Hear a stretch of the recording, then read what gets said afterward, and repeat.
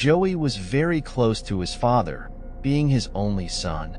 Joey Comunale is a successful 26-year-old American from Connecticut. Like many young people, he spent his weekends going to nightclubs in New York. Joey ended his night at a lively party that seemed like any other and left at dawn. But this time, he disappeared without a trace. Where did Joey go, with whom, and how did social media help the police solve the mystery of his disappearance? Joey's father, Pat Comunale, knew his son very well. Initially, he wasn't worried when he couldn't reach Joey the morning after he went out with friends on Saturday night, November 8, 2016. He assumed Joey had fallen asleep after a long night and would call soon, but that didn't happen. Pat said, "I know it sounds crazy, but in New York, parties don't start until late, so it's not unusual for kids to come home at 6 a.m. I thought he was just sleeping." One of Joey's friends, Stephen Nasso, said Joey had felt sick earlier that day and took a nap for about 3 hours. Later, Joey's college friend, Britt M., who worked part-time in marketing, texted him, inviting him to a VIP party at Glee Diddley nightclub in Midtown Manhattan. Britt promised Joey a great night. Joey was dating a girl named Alyssa Liberto. Though they sometimes broke up, they had been together for 5 years. They met at Hofstra University and continued their relationship when Joey became a sales assistant at his father's security company, and Alyssa became a teacher. Alyssa said, "Of course, I cared and worried about Joey because I loved him, but I knew he always chose good company. Like any young man, he wanted to enjoy his time and not get into trouble. On this day, we decided to take a break. We had some usual disagreements, so I told him I needed space. I thought I'd call him in the morning, and he would answer as usual. I didn't know what fate had in store for us." Joey agreed to go to the Glee Diddley nightclub and traveled from Stamford, Connecticut, to Manhattan with his friend Stephen Nasso, meeting other friends there. The weekend was always a good time to catch up with friends and explore new places. When the party ended and the club closed, Joey and his friends were seen on CCTV leaving the club early Sunday morning. Joey began talking to 3 women outside the club around 3:30 a.m. The women seemed interested in him. Joey's friend Stephen smiled, knowing Joey was interested in them. 2 men approached Stephen from the right and started talking to him while Joey talked to the women.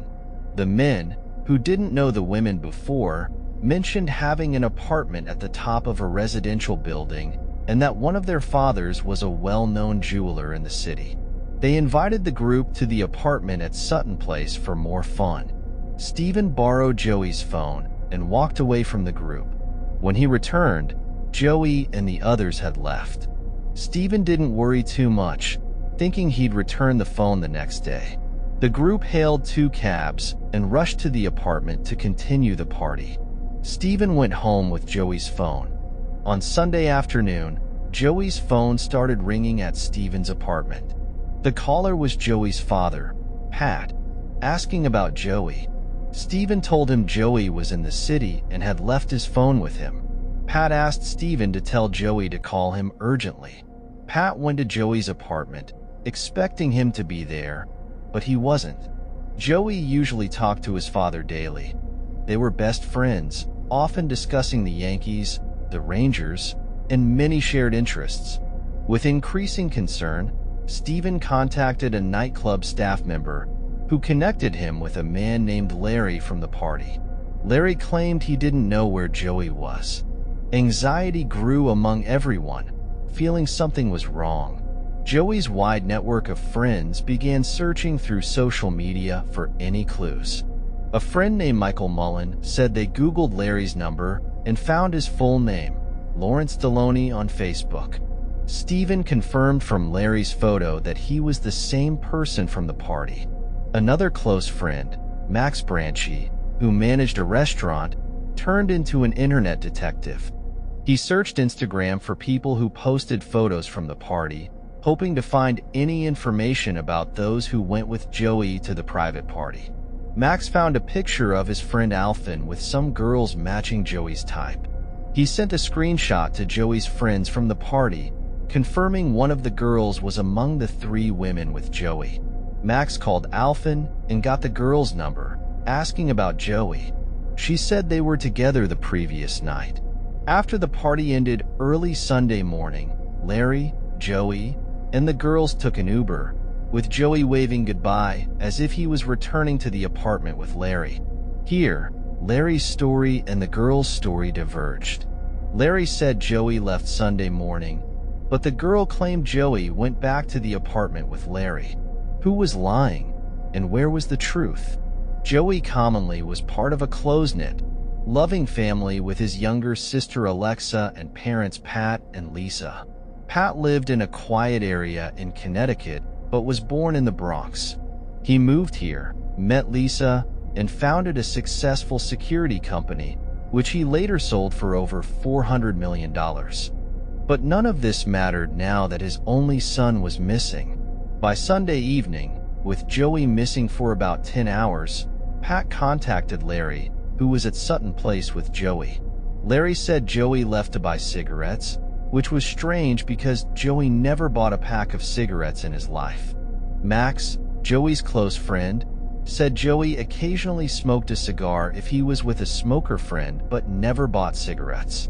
Pat decided to file a missing person report immediately, going to the Stamford Police Department.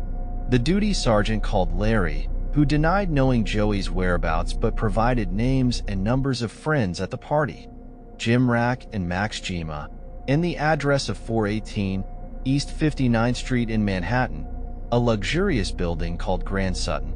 The building was home to celebrities like Marilyn Monroe, Michael Jackson, and rock star Freddie Mercury.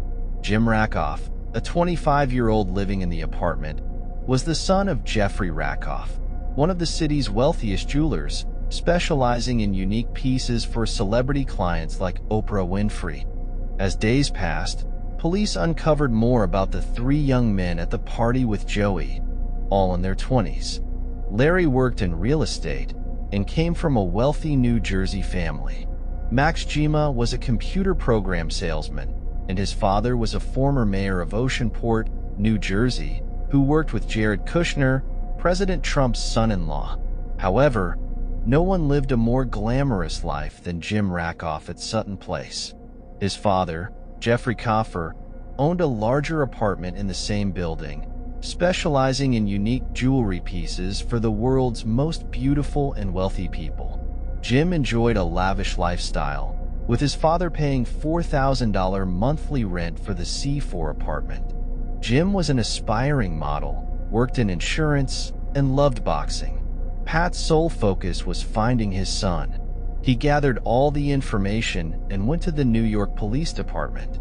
Detective Castor ordered an immediate visit to the C4 apartment at Sutton Place. Inside, police reviewed CCTV footage, confirming Joey and Larry returned with the women. Larry had lied all along. No footage showed Joey leaving the building. Pat, suspecting something wrong, insisted on searching all trash bags when workers began removing garbage. Inside, police found Joey's belongings, including clothes and a necklace his father had given him, in trash bags. Pat knew his son hadn't left the building alive. 14 hours after Joey and Larry were seen in the video escorting the women to the Uber, surveillance cameras captured Jim Rackoff driving his father's Mercedes-Benz. With help from NYPD's camera network, detectives tracked some of Jim's movements. On Tuesday, Larry started talking, telling police that the early Sunday morning apartment party was wild. One woman had filmed part of it on her phone. There was cocaine and heavy drinking. Larry and Jim Rackoff competed to see who could dance better. After the women left, a fight broke out between Joey and Larry over a silly joke Joey made. Larry became furious and knocked Joey down. Larry claimed he started beating Joey while their friend Max was asleep on the couch.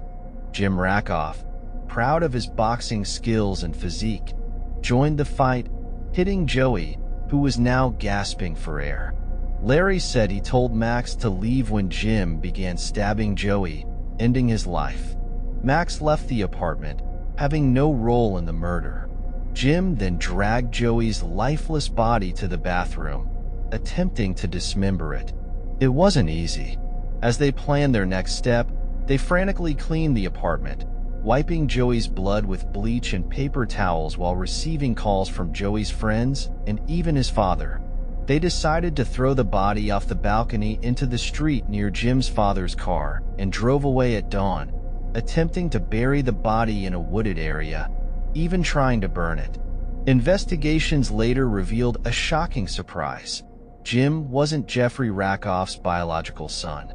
James Boudouin, who had previously told Jim he was his biological father, had showered him with money before Jeffrey adopted him. James lived in Florida and had a previous conviction for theft. On November 2, 2018, after nearly 5 hours of deliberation, the jury announced their verdict. James Boudouin, formerly of Florida, now James Rakoff of New York, was found guilty on all charges of Joey Comunale's murder. The verdict was met with relief and tears from Joey's family. James Rakoff was sentenced to life imprisonment without the possibility of parole.